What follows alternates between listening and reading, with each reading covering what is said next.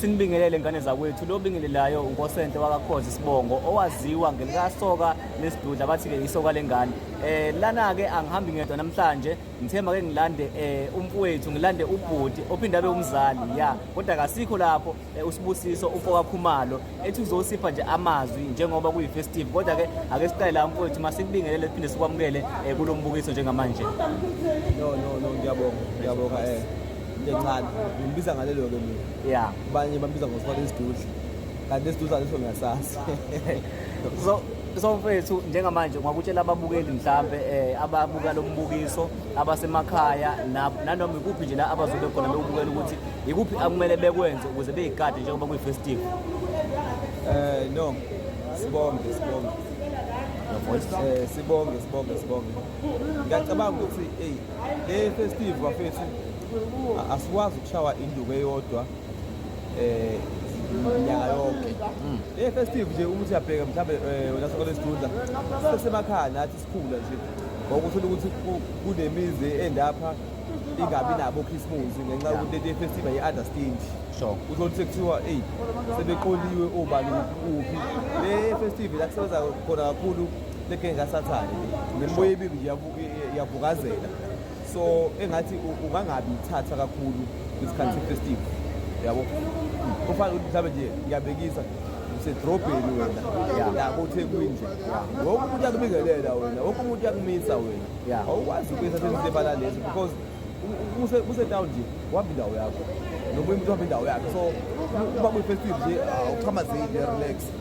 Sure mfethu kunalaba futhi laba abahamba beye lapha emathaveni beyojabulisa. So ungathini kubona ngalo mqondo abajwayele ukwenza ukuthi bethi bayahola bahola amantombazane. Ikuphi nje ongafisa ukusho kubona lapho kubaxwayisa kulokho? Sithanda ukuba nzima-ke leso esibutayo futhi yabo.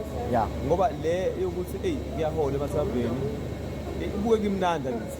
Ya. Inkathi isenzeka. Ya. But-ke imphumela yakhona ayimihle. Ya.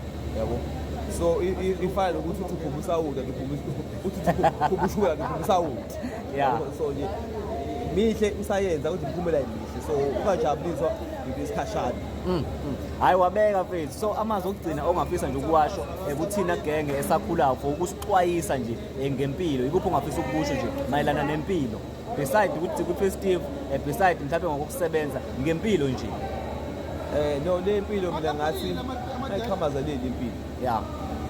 Yabo nje le impilo ngikhuluma ngempilo engiphilayo ke mina. Ya. Konke okwenzakalayo ngilento ethi kuyi-script. Ya. So siphila thina ngaphansi kwe-script esabhala saqedwa. Sure. Yabo.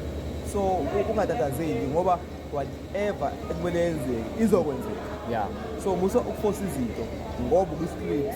Ya. Relaxa wena. Yeke izinto zenze ngendlela yazo. Musa ukuphusha izinto ngendlela yakho. Wena nje relaxa, thandaza.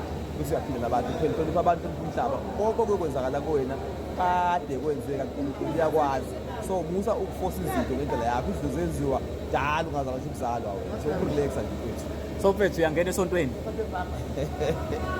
No, ngikhule ngalo kodwa nanokuthi ngikhule ngalo mina ngumfana kagogo mina bengazi gogo nje esontweni yabo. But-ke ngokukhula kwempilo-ke umuntu ekhula nezimo nabatoko angimningi kodwa nje ngikhuliswa abantu besonto. Amazwi akho nje mfethu okuvala sesiphetha nje ongafisa nje ukuphetha ngawo kubantu bonke.